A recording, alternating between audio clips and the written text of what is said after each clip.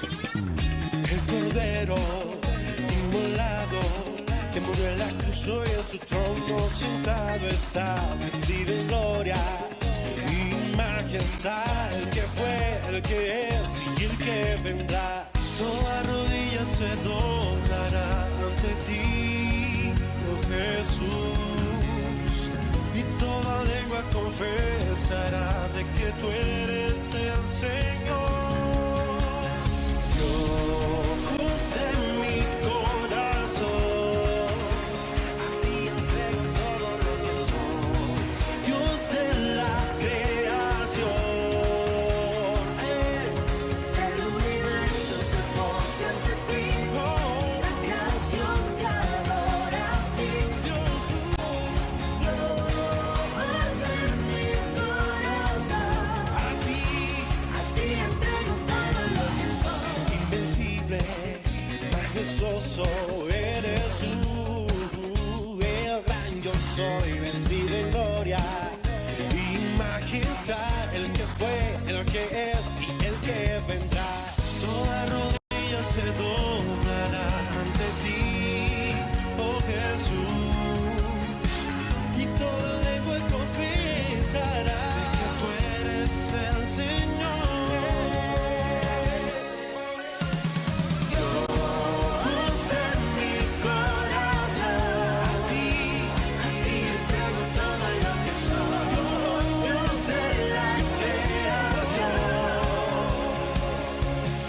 El universo se postra ante ti, la creación te adora a ti. Dios en mi corazón, a ti entrego todo lo que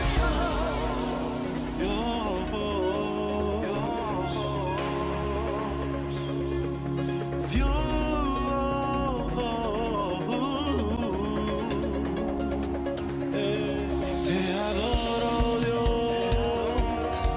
te exalto, Rey. Te adoro, Dios, te exalto, Rey. Te adoro, Dios, te exalto, Rey.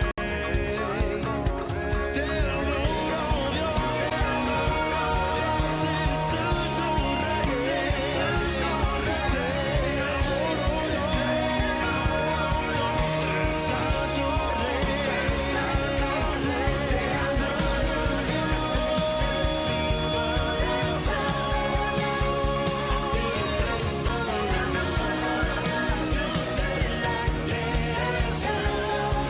El universo se postra ante ti, la creación te adora a ti.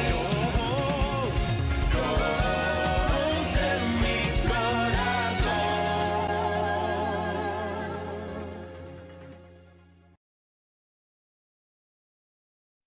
Bienvenidos hermanos a este domingo 7 de noviembre de 2021.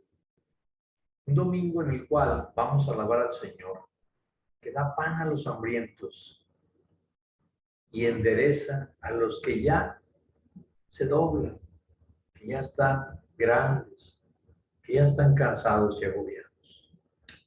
Él es el quien guarda a los peregrinos y sustenta al huérfano y a la viuda.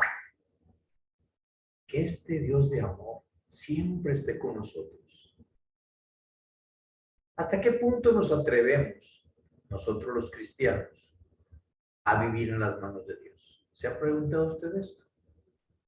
Como cristianos, ¿no debería ser esa nuestra marca registrada, la denominación de origen, juntamente con el amor de unos para con otros? Se supone que amamos tanto a Dios que confiamos en Él, completa y absolutamente y sin condiciones, sin miedo ni vacilaciones. Ese fue el estilo de vida de Jesús, quien vivió totalmente en las manos de su Padre, incluso en su muerte, humillante en la cruz, pudo exclamar: Padre, en tus manos encomiendo mi espíritu. Aún siendo nosotros tímidos y débiles, ofrecemos ahora con Cristo nuestro Señor, nuestra confianza al Padre y le confiamos también todos nuestros seres queridos, todas nuestras necesidades. Para algunos es algo sorprendente y alentador el ver cómo muchos pobres se ayudan unos a otros, cómo comparten lo muy poco que tienen y cómo lo hacen sin alardear, sin poner en el Facebook, sin tener fotos, sino de una manera discreta y espontáneamente. ¿No habría de ser esto una invitación a la conversión, a mayor generosidad? Esto hace que el pobre se convierta a sí mismo en un benefactor, aún con sus carencias. El que recibe en donante, el indigente, en persona rica a los ojos de Dios. ¿Dónde nos encontramos nosotros? Hagamos esa pregunta. ¿Sabemos cómo dar con confianza en Dios y en los hermanos? Ofrendamos, diezmamos con esa confianza de que Dios nos da todo lo que requerimos. Unámonos a Cristo en la palabra y en la vida, y sobre todo recordando que Él se dio por completo toda su sangre para nuestra salvación. Y Dios ha sido generoso con nosotros, pero nosotros con frecuencia hemos sido tacaños con otros a la hora de compartir nuestro amor y nuestras cosas. Pidamos perdón a Dios y a los hermanos por ese egoísmo, esa vanidad, esa falta de confianza. Señor Jesús, tú llamaste dichosos y bienaventurados a los pobres de espíritu, y con tu estilo de vida nos enseñaste el verdadero camino. Tú te entregaste totalmente a los otros, con tu vida, con tu muerte, con todo lo que tú eres.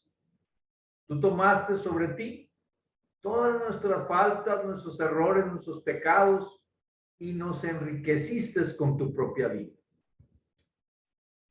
Señor, ten misericordia de nosotros, perdona y elimina todo nuestro egoísmo en el nombre de Cristo. Haznos generosos como tú lo fuiste. Oremos. Pidamos a Dios profunda confianza en Él. Oh Dios bondadoso, que tienes un corazón de Padre. Tú te preocupas por los pobres.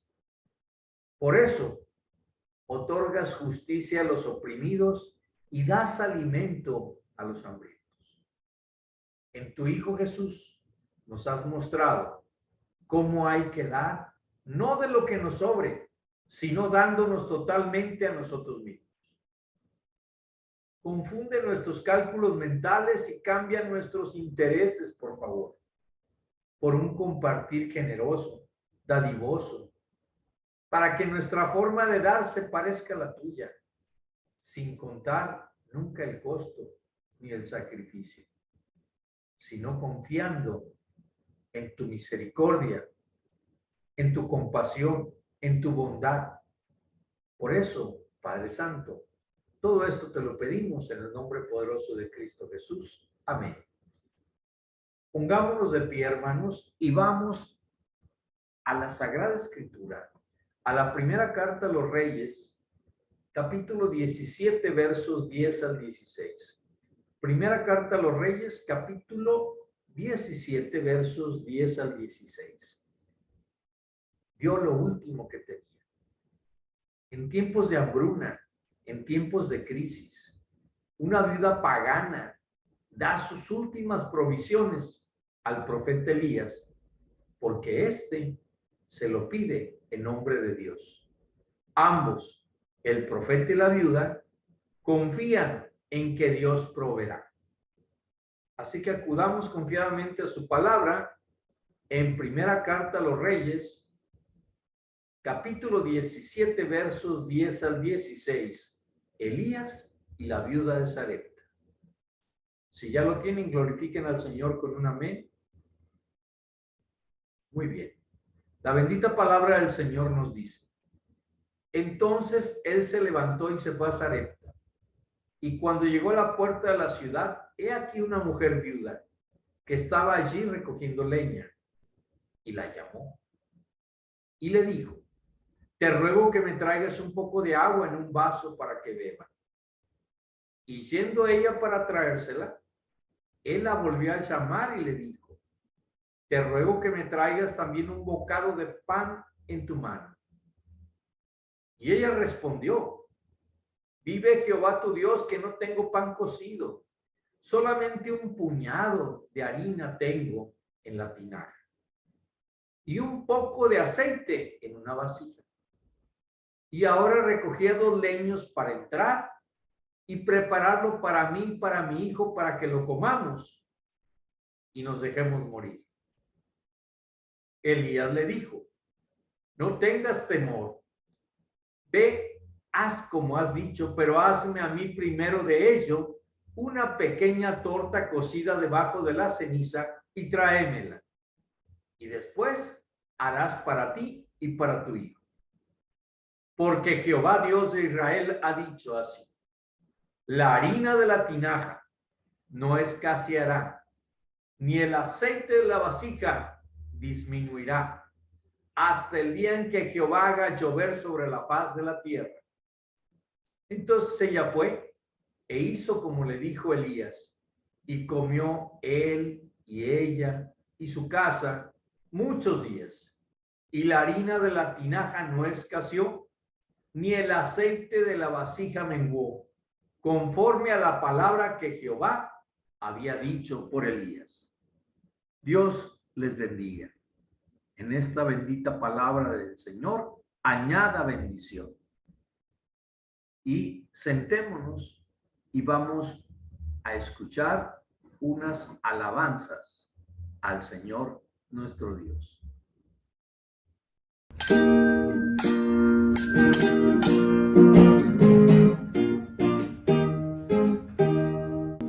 Como la viuda dio de corazón todo lo que tenía dio, así también mi ofrenda yo daré con alegría, con devoción y con amor.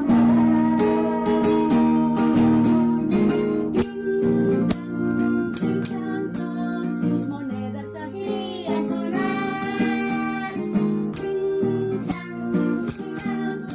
que se luzca lo quiere el Señor.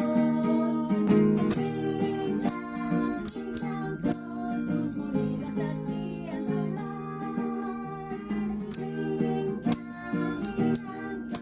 que se luzca lo quiere el Señor. Para Dios hazlo con mucho amor, da tu ofrenda de corazón.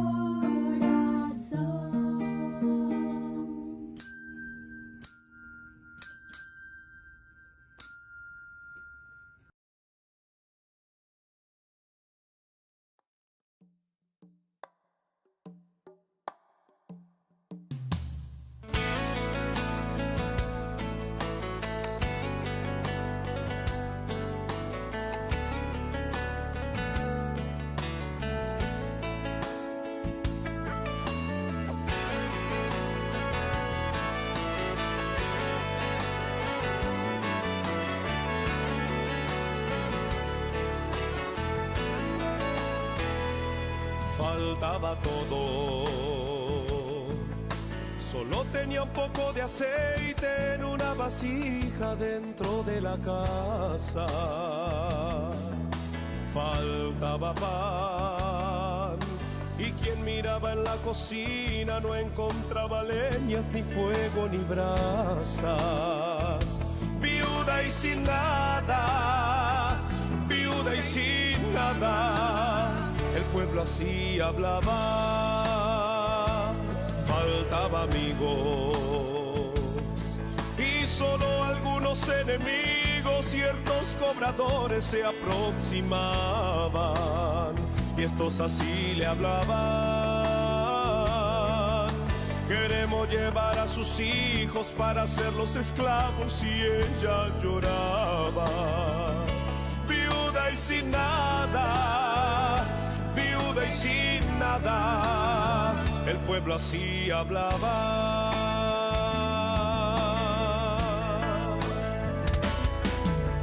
Pero Dios la escuchó llorando y se conmovió, e hizo que ella se acordara del profeta fiel. Entonces la viuda fue en busca de Eliseo. Dijo el profeta: sí, Dios ya me habló a mí que te va a bendecir, que va a cambiar la historia. A partir de ahora traigan más vasijas, porque el aceite va a multiplicar hasta transbordar.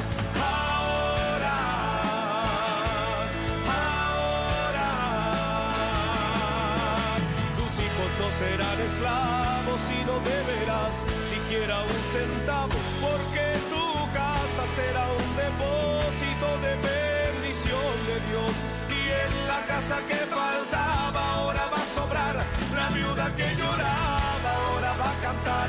Donde no había nada ahora hay de todo. Aquellos que cobraban ahora pagarán. El fuego que era frío ahora está quemando. El granero vacío está rebosando. Quien te vio sufriendo ahora puede ver a nuestro Dios obrando.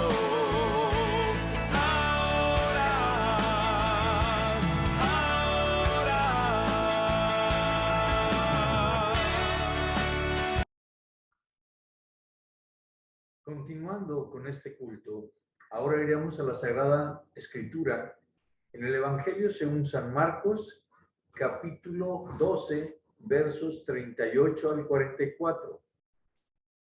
Marcos, capítulo 12, versos 38 al 44. Ella ofreció todo lo que tenía para subsistir. Mientras otros daban lo que les sobraba, la pobre viuda dio todo cuanto tenía para sobrevivir. Fue más generosa que nadie. Escuchemos la bendita palabra del Señor en el Evangelio según San Marcos, capítulo 12, versos 38 al 44.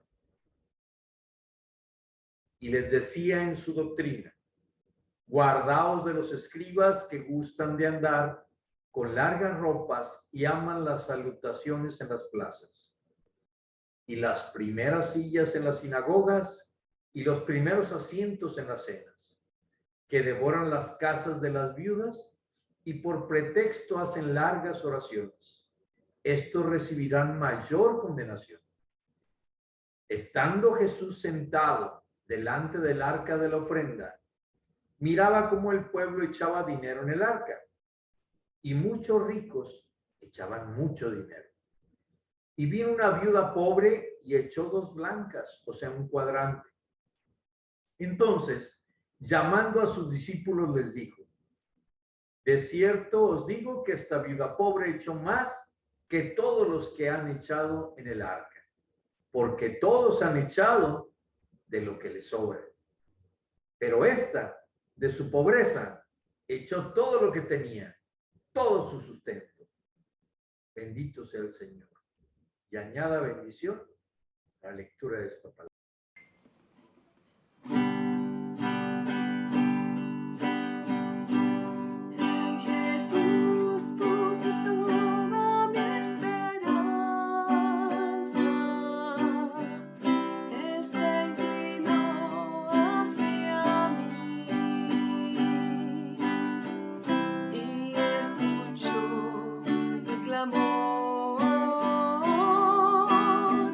Y escuchó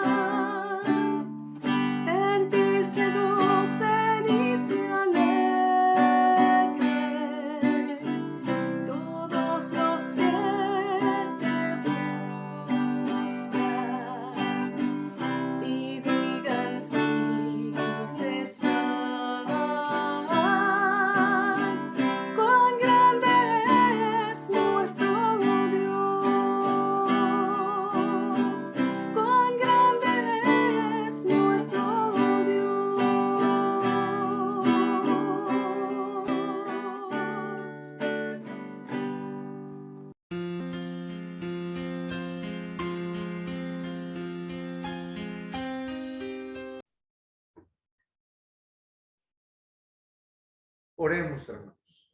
Oremos a Dios nuestro Padre, generoso, compasivo, misericordioso, que ama a los débiles y a los humildes. Y roguemos por los que son realmente pobres. Señor, te pedimos por tu iglesia. Presérvala de la tentación del poder y las riquezas. Señor, te pedimos por todos los gobernantes. Presérvalos de la tentación, de la avaricia, de la corrupción y del abuso del poder. También te pedimos por los huérfanos, por las viudas. Líbralos de la desesperación y a nosotros haznos atentos a sus necesidades de amor, de compasión y de una ayuda generosa y eficaz para ellos. También, Señor, te pedimos por todos los pobres que se sienten inseguros por el día siguiente, que sepamos llevarles seguridad y amor, pero también vamos a rogar por los ricos para que sepan abrir sus corazones y sus manos dadivosas para compartir generosamente con aquel que lo necesite. Señor, te pedimos por nuestra comunidad, haznos lo bastante generosos para compartir no solo desde nuestra abundancia, sino también cuando sea necesario desde nuestra escasez. Y Señor, traemos ante ti nuestras intenciones personales. Hagamos un minuto de silencio en ellos.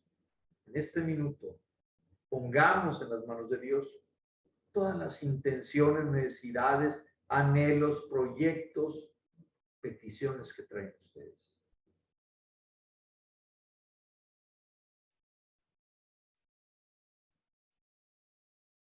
Padre, sabemos que nos amas y cuidas de nosotros con la ternura de un papito querido, de una vaca. Te confiamos todos nuestros afanes y preocupaciones. Sé generoso con nosotros como siempre lo has hecho y como tú, haznos generosos para los demás. Y todo esto te lo pedimos en el único y poderoso nombre de nuestro Salvador Jesucristo. Amén. Muy bien, pueden sentarse. El día de hoy tenemos una lectura hermosa, una lectura que nos lleva a comprender cómo estamos con respecto al agradecimiento y al compartir con los demás. ¿Cómo nos comportamos si tú eres pastor, si eres presbítero, si eres líder, si eres maestro, si eres cristiano? ¿Cómo nos comportamos? Porque Jesús acusa en primer lugar de lo que acabamos de leer a los escribas. Y dice, guardaos de los escribas. ¿Por qué? ¿Por qué lo hace? Miren, después de tratar diferentes aspectos de la enseñanza de los escribas, por eso dice, y les decía en su doctrina, guardaos de los escribas, que gustan de andar con largas ropas y aman las salutaciones en las plazas y las primeras sillas en las sinagogas y los primeros asientos en las cenas, que devoran las casas de las viudas y por pretexto hacen largas oraciones. Estos recibirán mayor condenación. Por eso, Jesús pasa ahora a considerar algunas de sus prácticas, porque no hemos de olvidar que lo que creemos siempre condiciona lo que hacemos. Lo voy a repetir. Lo que creemos siempre condiciona lo que hacemos. Así que en estos pocos versículos de Marcos nos va a presentar un resumen del largo discurso que encontramos en Mateo 23. Allí, Jesús analizó y condenó de forma muy severa la hipocresía de los escribas y de los fariseos. Aunque no fue la única ocasión en la que Jesús se dirigió al pueblo para advertirles del serio peligro que corrían si seguían tales enseñanzas. Tan peligrosa era la enseñanza y la práctica de los escribas que Jesús no dudó en advertirle a las multitudes públicamente mientras enseñaba en el templo.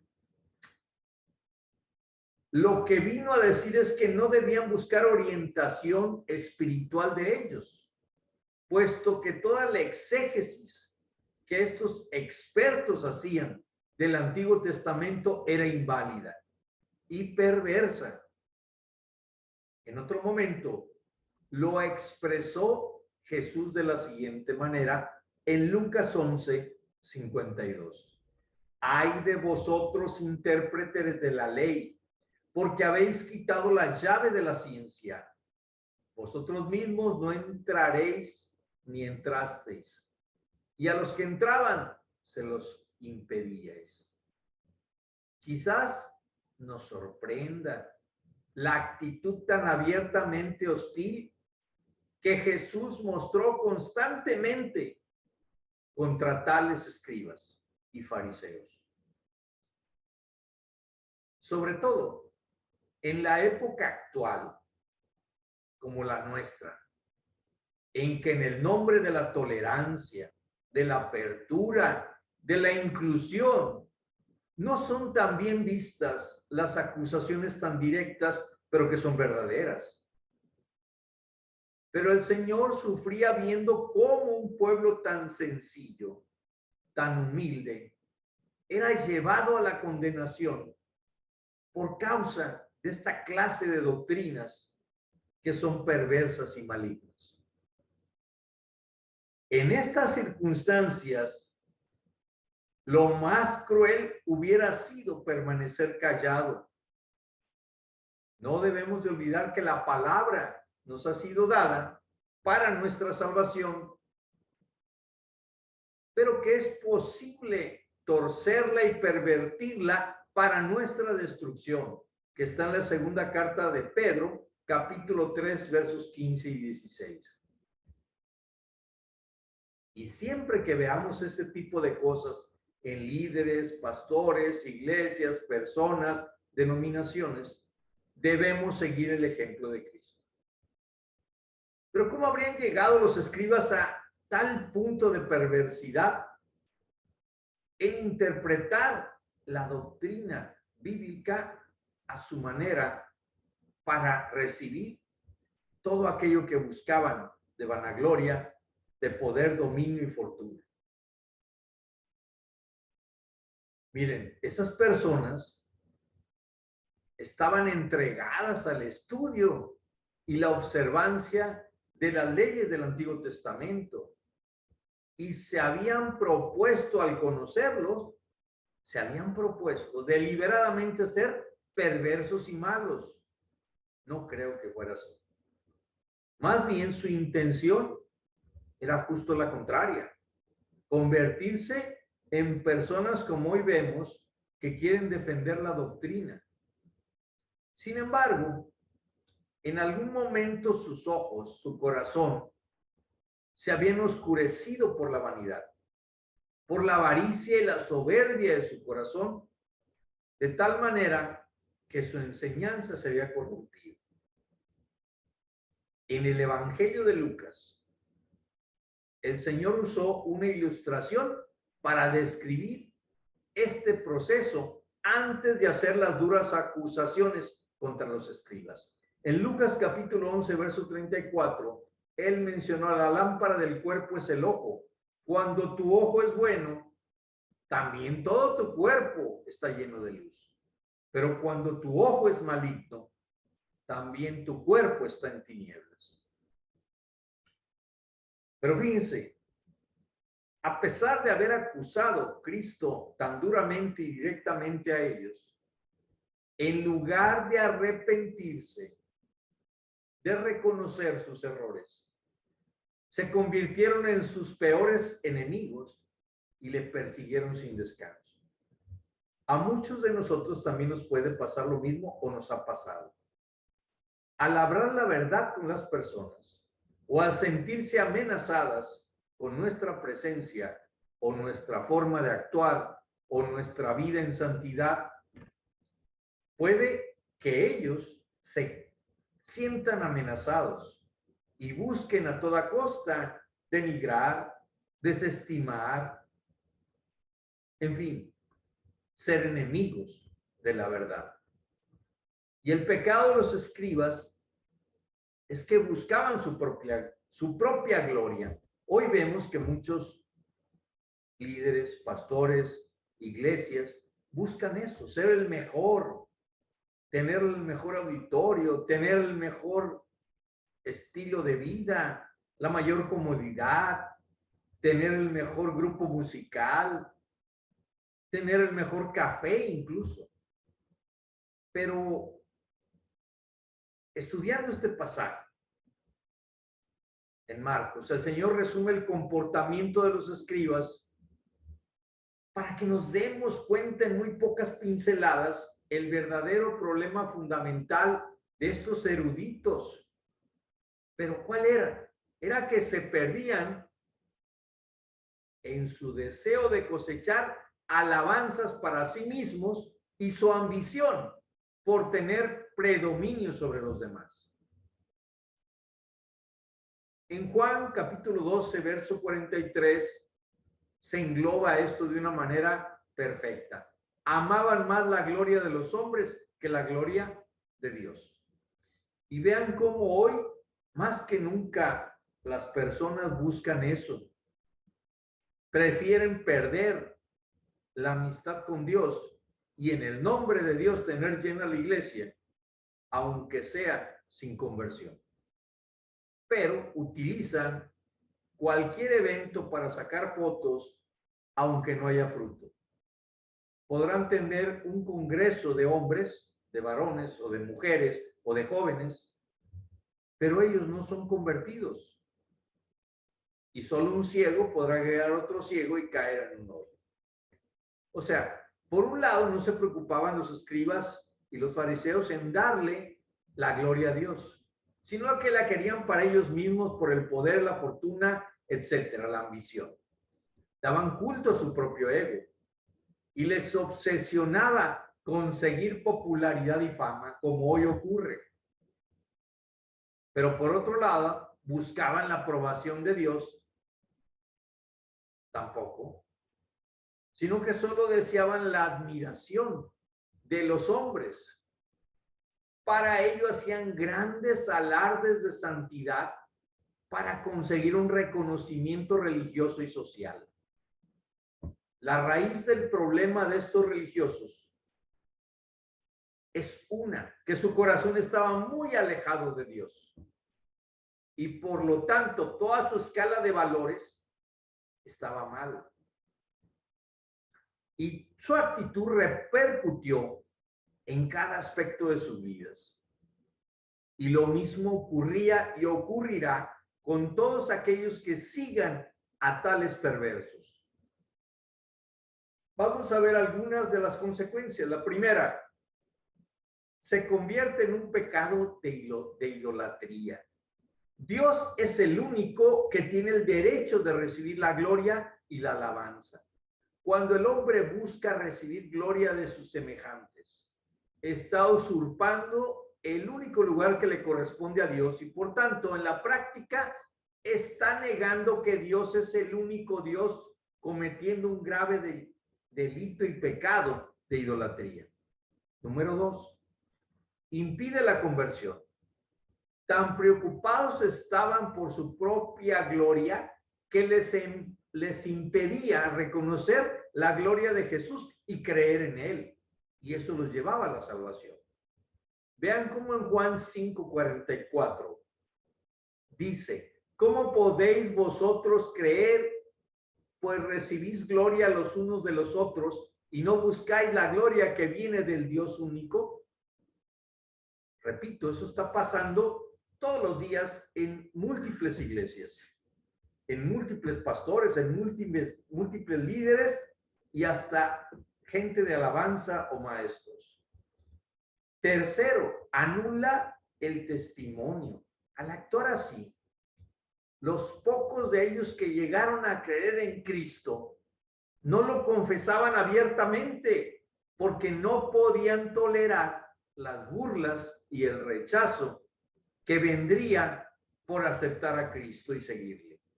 En Juan 12, 42, 43, con todo eso aún de los gobernantes, muchos creyeron en él, pero a causa de los fariseos no lo confesaban, para no ser expulsados de las sinagogas, porque amaban más la gloria de los hombres que la gloria de Dios. Número 4, arruina el ministerio. ¿Por qué hoy vemos tantos fracasos ministeriales? Todo predicador que está más preocupado por agradar a su auditorio y jalar gentes que darle la gloria a Dios, aunque lo haga encubiertamente, no es la gloria de Dios que busca. Jamás tendrá un ministerio bendecido por Dios, aunque esté lleno de gente. El apóstol Pablo lo expresa así. Gálatas 1:10. Pues, ¿busco ahora el favor de los hombres o el de Dios? ¿O trato de agradar a los hombres? Pues si todavía agradara a los hombres, no sería siervo de Cristo. Y esto es importantísimo, hermanos. Número 5. Convierte la vida espiritual en algo superficial y ostentoso. Sus deseos que tenían tan grandes de atraer la admiración de los demás sobre ellos mismos, les llevaba a practicar la religión de una forma ostentosa. Jesús describió la ridícula aparatosidad con la que daban limosna, oraban o ayunaban. Hoy vemos que muchos están haciendo lo mismo. Tienen iglesias grandes por misericordia de Dios, pero ellos quieren lucir ante los demás como si esto fuera obra personal. Y vean lo que dice Mateo 6:2, 6:5 y 6:16. Cuando pues des limosna, no hagas tocar trompeta delante de ti, como hacen los hipócritas en las sinagogas y en las calles, para ser alabados por los hombres. 6:5. Y cuando ores, no seas como los hipócritas, porque ellos aman el orar en pie en las sinagogas y en las esquinas de las calles para ser vistos por los hombres. 6:16. Cuando ayunéis, no seáis austeros como los hipócritas, porque ellos demudan sus rostros para mostrar a los hombres que ayunan.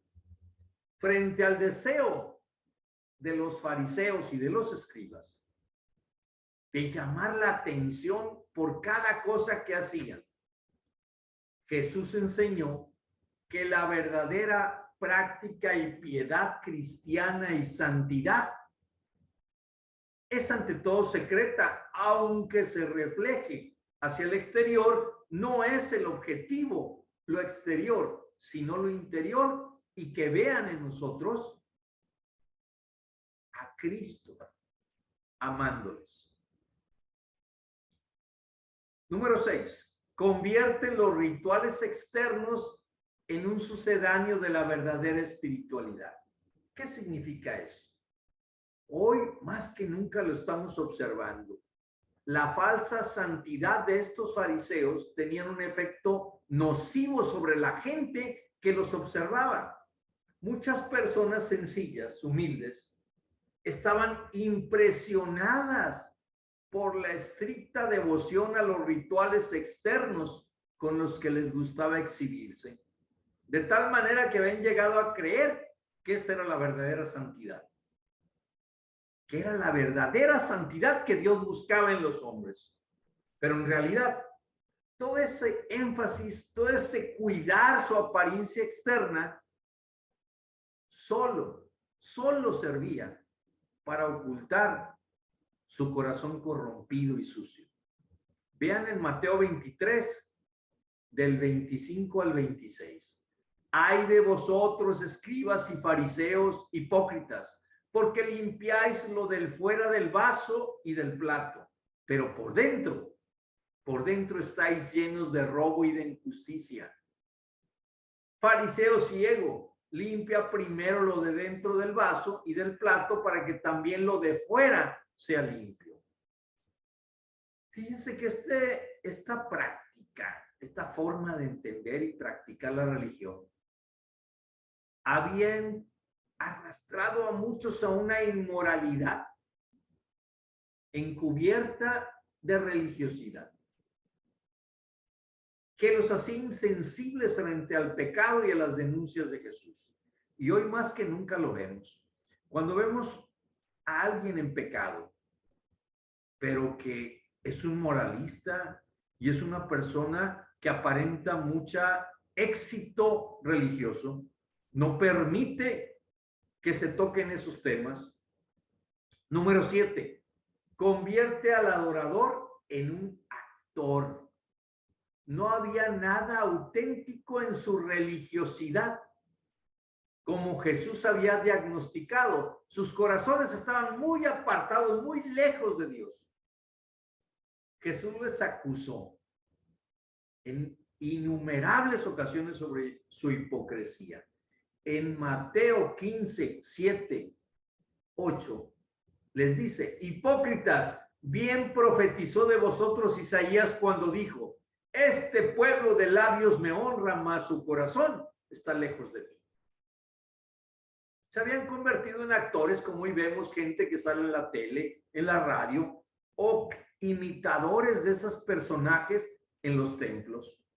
¿Por qué? Porque aparentan piedad en busca del aplauso y el reconocimiento de la gente.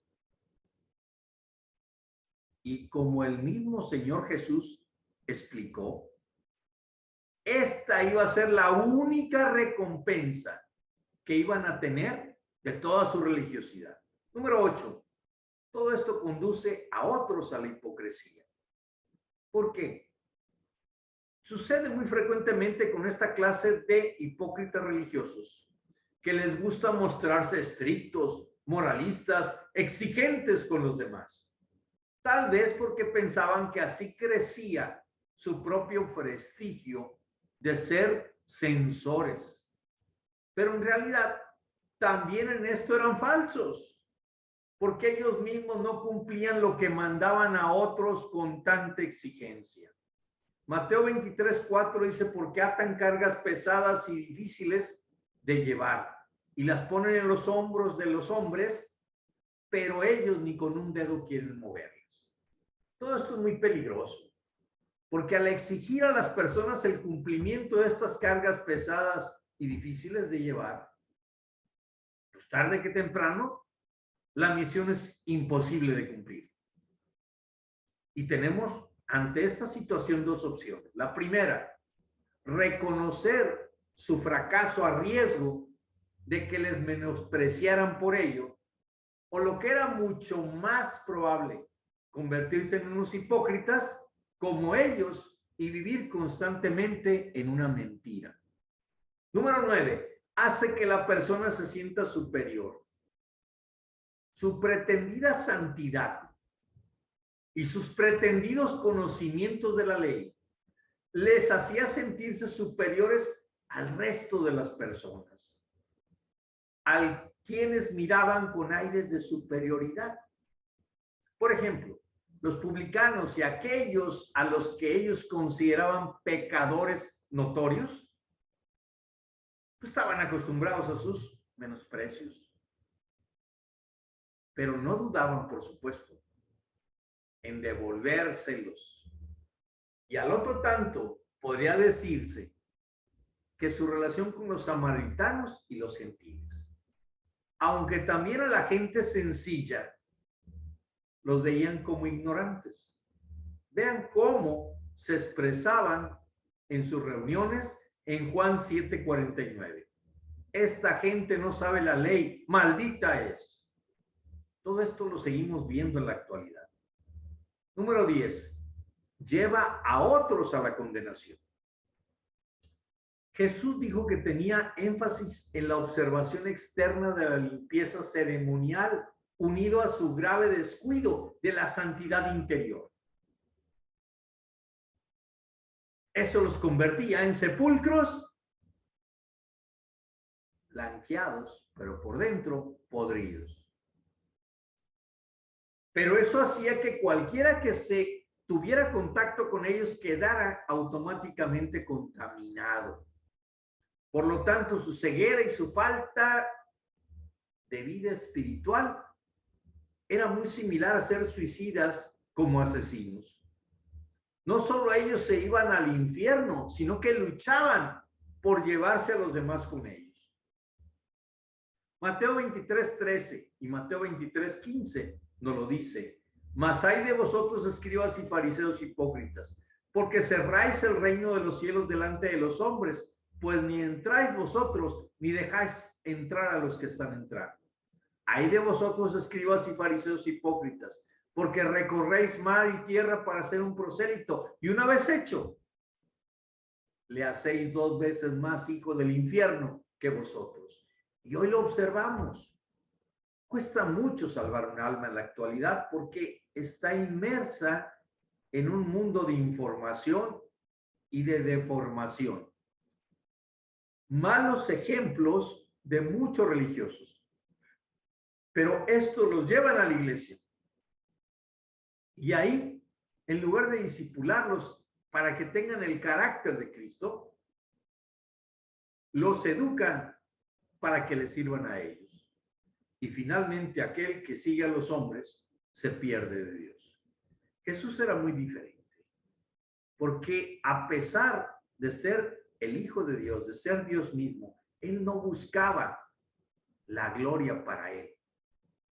Fíjense, Juan 5:41 dice Jesús, gloria de los hombres no recibo.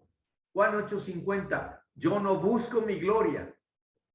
Ahora, ¿cuál era el deseo de Dios? Buscar la gloria de su Padre y su aprobación. Y nos enseñó que esta debería ser nuestra prioridad para nuestra vida. Vean cómo enseñaba a sus discípulos a orar. Mateo 6:9-10. Vosotros pues oraréis así. Padre nuestro que estás en los cielos, santificado sea tu nombre. Venga tu reino, hágase tu voluntad, como en el cielo, así también en la tierra. ¿Y cuál era el comportamiento de los escribas? Primero, fíjense, les gusta andar con largas ropas. La vestimenta que usaban eran de los dignatarios, de reyes, sacerdotes, preparados para realizar funciones oficiales. Querían dar una diferencia entre ellos y los demás, darse aires de grandeza. Eso sigue siendo una práctica en la actualidad, muy extendida en bastantes religiones, para separarse de la gente común y establecer niveles, clases, jerarquías dentro de los religiosos.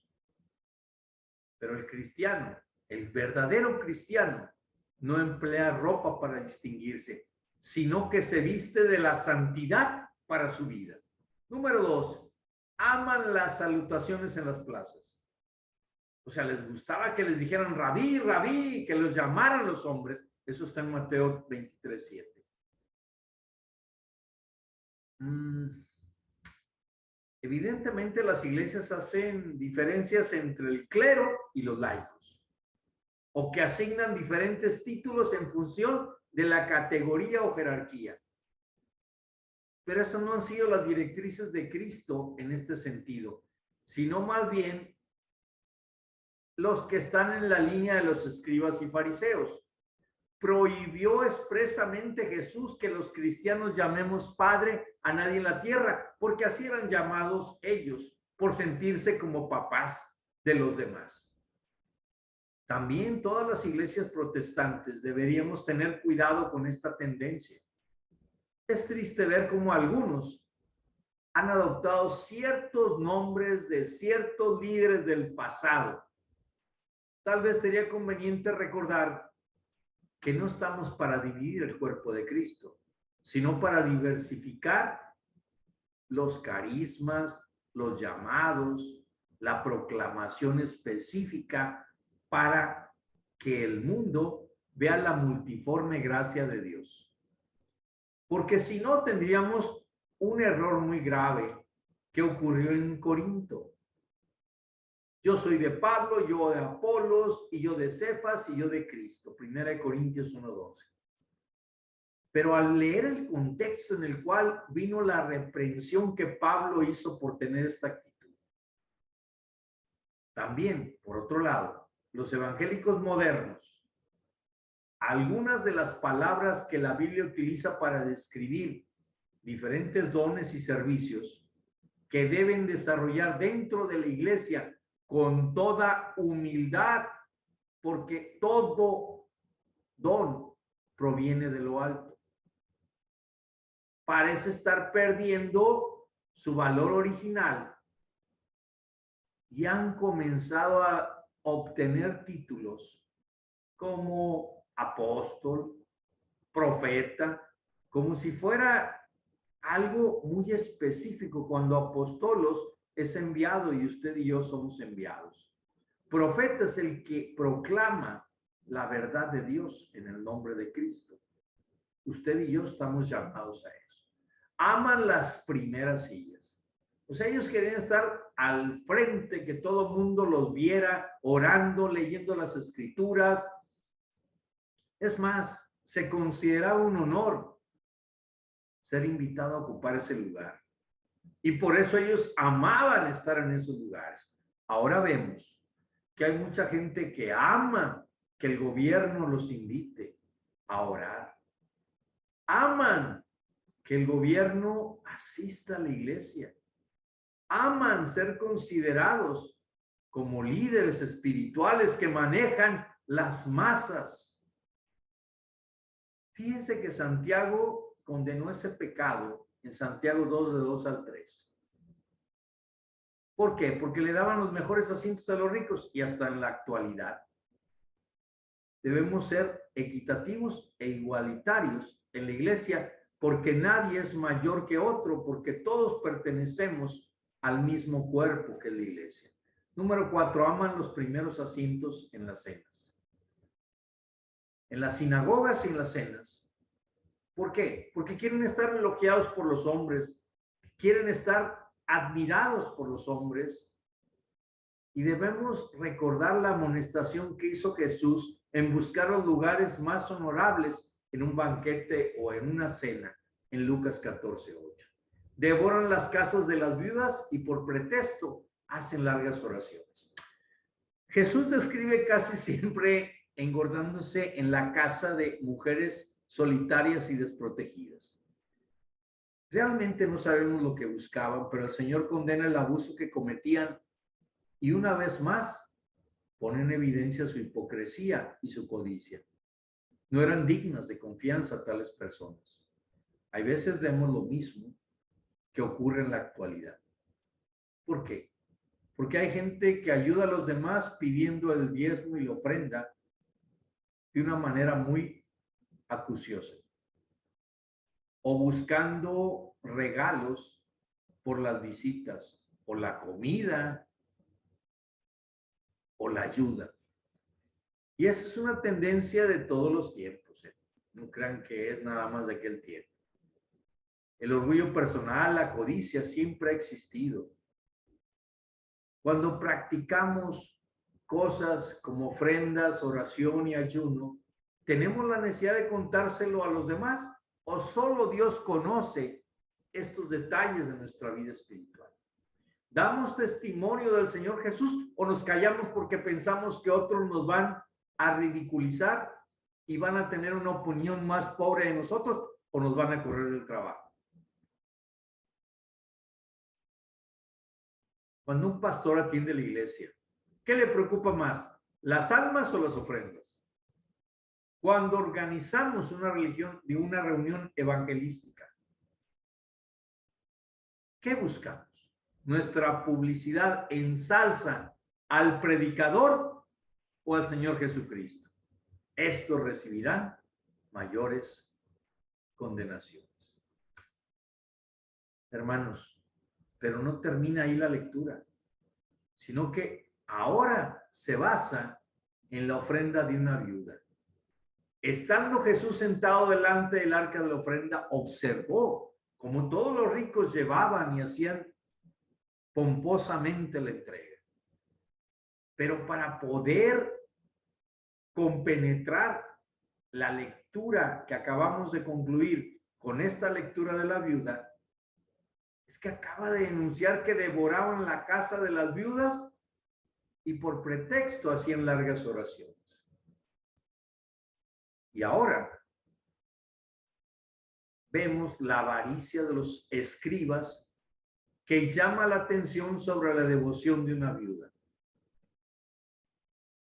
Veamos el tema del dinero en los evangelios. Miren, Jesús trata mucho el tema del dinero, pero vamos a ver unos ejemplos. En la parábola del hijo pródigo y del mayordomo infiel, Jesús presenta a dos hombres que malgastaron un dinero que no era suyo, que no lo habían ganado. Y en la historia del rico y Lázaro, advirtió del peligro de usar mal las riquezas como un fin en sí mismos y no como un medio para lograr bendecir a los demás. El joven rico se apartó de la vida eterna porque amaba más sus posesiones.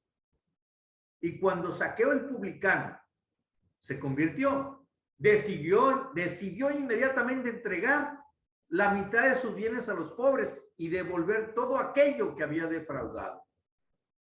Cuando un hombre le pidió a Jesús que actuara de juez para que su hermano repartiera con él su herencia, le advirtió del pecado de avaricia y de la insensatez de confiar en las riquezas. En la parábola del publicano y el fariseo, Jesús condenó la falsa religiosidad del fariseo que orando en el templo alardeaba que daba diezmos de todo lo que ganaba.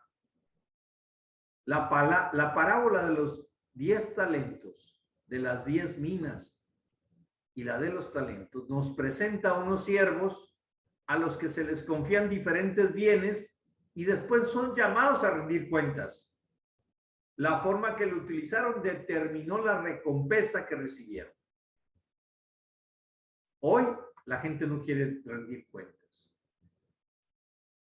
E incluso logran tener seguidores que les apoyan porque consideran que son puestos ellos en funciones especiales que no merecían.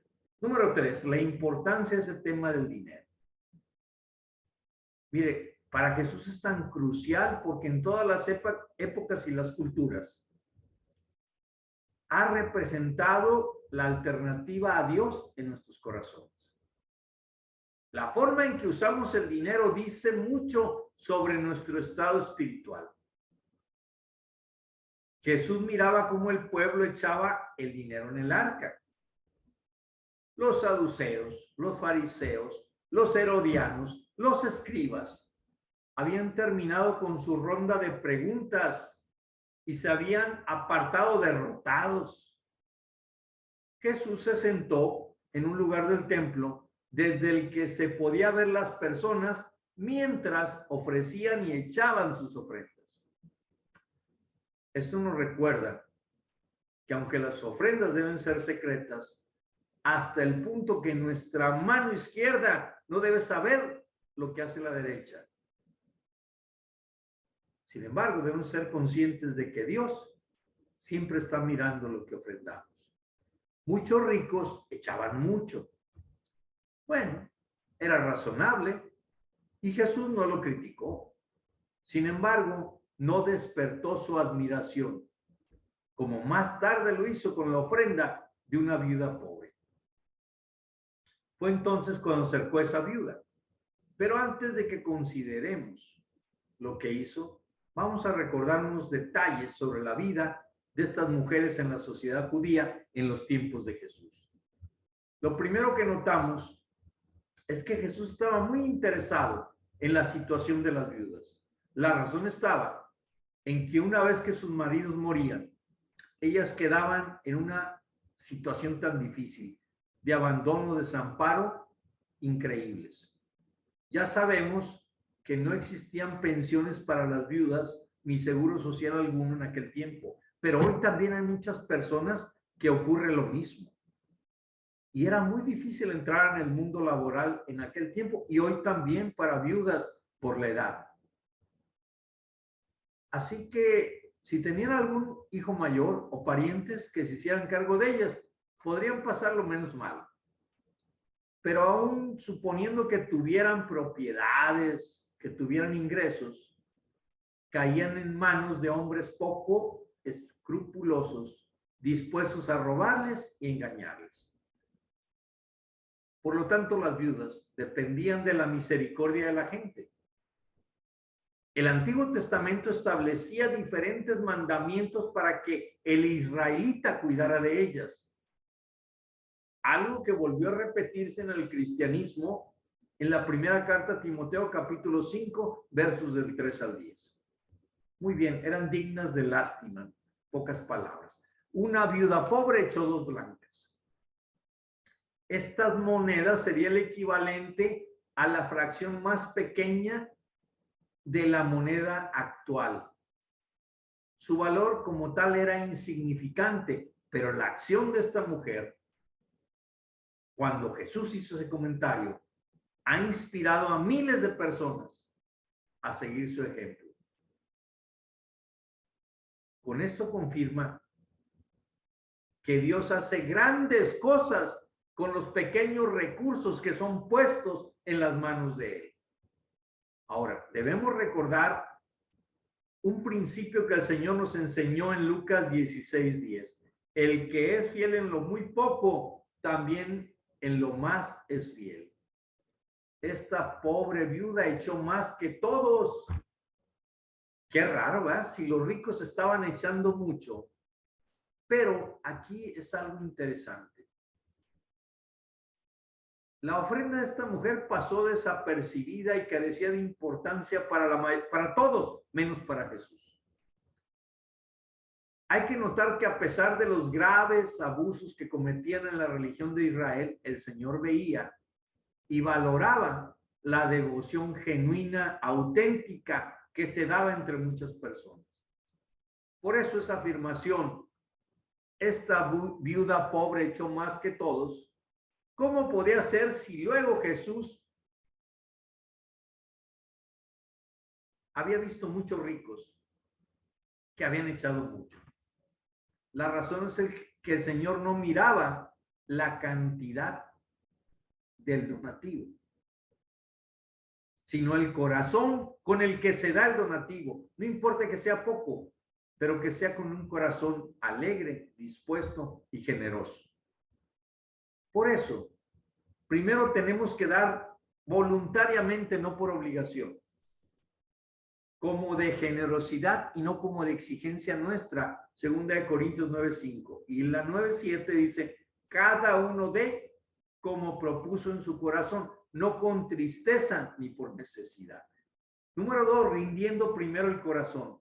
Ya hemos dicho que Dios mira el corazón del dador. Por eso, si primero no hemos puesto todo nuestro ser sobre el altar para Él, no importa lo que demos, no servirá de nada, no tiene ningún valor. Por eso Él elogió el ejemplo de los macedonios en un sentido similar. 2 Corintios 8:5 dice, asimismo se dieron primeramente al Señor y luego a nosotros, perdón, por la voluntad de Dios. O sea, cuando el corazón ha sido entregado al Señor, ya no es necesario andar apretando tuercas con relatos conmovedores o con calculados relatos para tocar sus emociones, o también con terror y horror, o con trucos astutos para sacarles el dinero. Tampoco llenando la iglesia de sillas cómodas, teniendo maquinitas teniendo los mejores músicos. No, no se trata de eso. Dios no quiere nuestro dinero porque Él es el dueño de todo el oro y la plata del mundo, sino quiere nuestros corazones, es más, quiere nuestro ser. Eso fue lo que hizo la viuda. Por amor al Señor, número 3. La mujer amaba al Señor Dios con todo su corazón, con toda su alma, con todas sus fuerzas y con toda su mente. Por eso entregó su dinero. ¿Qué otra explicación podría existir para tan generosa ofrenda? Porque ahí se muestra la convicción que usted tiene de que todo le pertenece al Señor, que Él es digno de todo. Por eso le ofrecemos todo nuestro amor. Número 4, con sacrificio y abnegación. La viuda dio todo su sustento, no dio de lo que le sobraba, como hacían los ricos, sino que entregó lo que necesitaba para vivir. Número 5, debemos ofrendar en medio de riquezas o de pobrezas. Algunas veces podemos sentirnos tentados, ¿verdad?, a pensar que solo los ricos deben dar. Pero Jesús centra su atención en la ofrenda de una vida pobre. Fíjense que hay lugares donde están acostumbrados siempre a recibir, a tener subsidios de los países ricos. Pero en el reino de Dios, esto tiene que ser muy diferente. Dios no priva a los pobres de gozar, de compartir con otros su pequeña porción. Veamos otro ejemplo, 2 Corintios 8:2. En grande prueba de tribulación y su profunda pobreza abundaron en riquezas de su generosidad. Por tanto, podríamos decir que la viuda de Sarepta de Sidón, que tenía que raspar a la tinaja el fondo, pero que aún así entregó lo que tenía el profeta. En Primera de Reyes 17:2. Número 6, dando con lo mejor.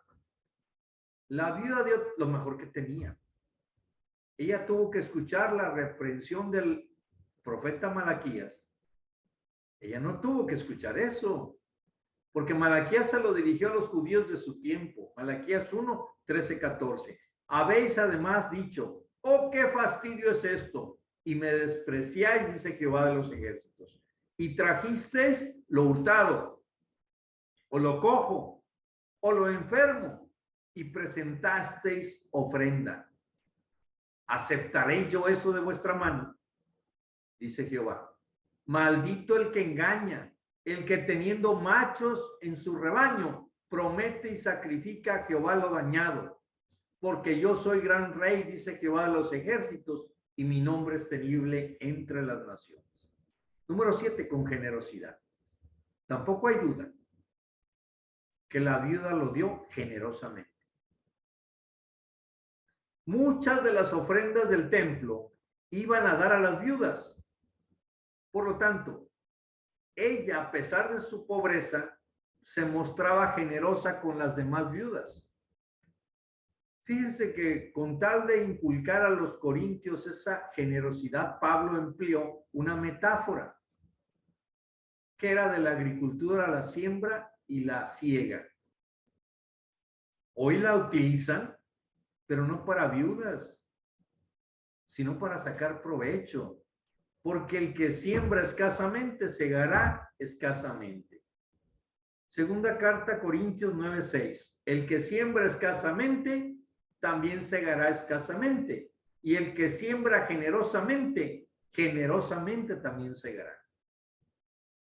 Pero no lo hacemos pensando en la recompensa, sino en el beneficio del reino de Dios y de aquellos que lo necesiten. Porque si no, la ofrenda se vuelve egoísta y deja de ser agradable a los ojos de Dios. Por eso hay que tener mucho cuidado, no querer comprar el favor de Dios. No olvidemos que las bendiciones de Dios no se compran, son por mera gracia. Ahora, meditemos, por favor, las motivaciones verdaderas al ofrendar. Y por último, con fe y confianza. Algunos no dudarían en acusar a esta mujer de no hacer una previsión para el futuro y de que al ofrendar de esta forma está poniendo en serio peligro su ya tan vida miserable, su economía pobre.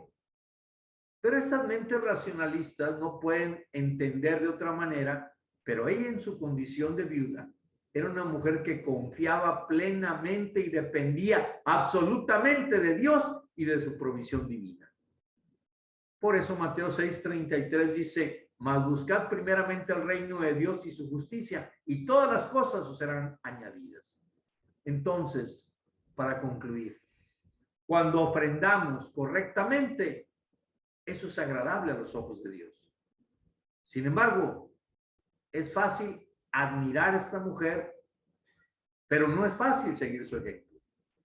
Muchos creyentes gastan mucho dinero cuando se trata de ellos mismos, de su familia, de sus hijos, pero les duele que lo pudieran emplear para agradar a Dios. Por eso, vamos a orar, hermanos.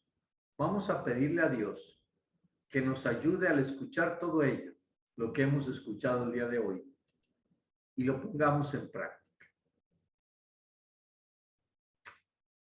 Vamos a orar, hermanos. Pongámonos de pie.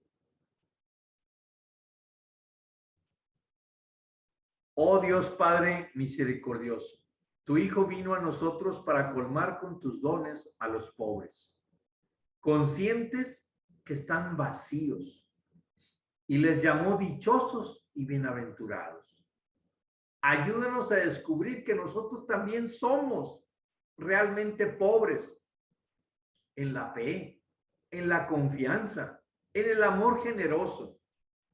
Y quédate, por favor, cerca de nosotros por medio de tu Hijo, para que nos hagamos disponibles para todos y compartamos lo mejor de nosotros mismos, sin exhibir vanidosamente, sino con obras calladas de amor y servicio, como lo hizo Jesús, tu Hijo.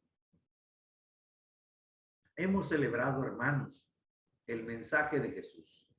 Él dio todo lo que tenía y lo que era, todo su ser, para llevar a los otros vida y felicidad, salvación y santidad. Marchemos ahora a nuestra vida cotidiana para ser verdaderamente cristianos, es decir, que nos comportemos como personas semejantes a Cristo, discípulos de Cristo, que no contemos nunca el costo de nuestra donación, de nuestra entrega, de nuestro dinero, de nuestra ofrenda. Señor, hemos aprendido que la arrogancia, la soberbia es efímera. Es cierto que puede durar poco o mucho, pero al final hay un vacío en el corazón que siempre quedará vacío. Y la humildad, la modestia, la generosidad no te obliga a dar lo que no tienes. Pero cuando lo das es porque va lleno abundantemente de amor. Y no hay vacíos, al contrario, hay desbordes, hay llenura en el alma, en el corazón, que nos hace sentir bien, con gozo, con alegría. Por eso, Dios, te pedimos que nos des siempre la humildad necesaria para servirte y servir a los demás. Y estar desapegados por ese deseo de seguirte antes de seguir a los hombres y buscar lo nuestro. Que Dios Todopoderoso nos bendiga, el Padre, el Hijo y el Espíritu Santo, para que podamos ir a compartir gratuita y generosamente con otros lo que somos y tenemos, todo, porque todo es una gracia, es un regalo de Dios. Y te damos todas las gracias y toda la gloria, Dios Padre, en el nombre de Cristo Jesús, por medio del Espíritu Santo. Amén y amén. Dios les bendiga.